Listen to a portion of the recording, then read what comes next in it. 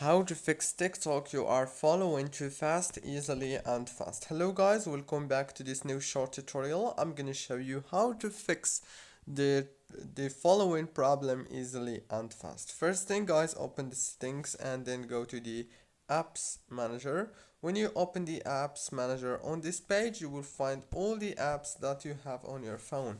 So all what you want to do here is very simple. Just wait a few seconds. It will start loading the apps that you have on your phone, and then scroll all the way down and click on TikTok.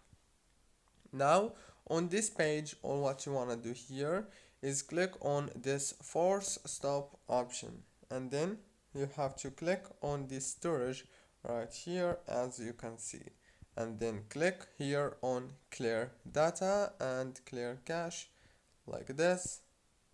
After that, go back and open the notifications management and make sure that the badges notifications are enabled.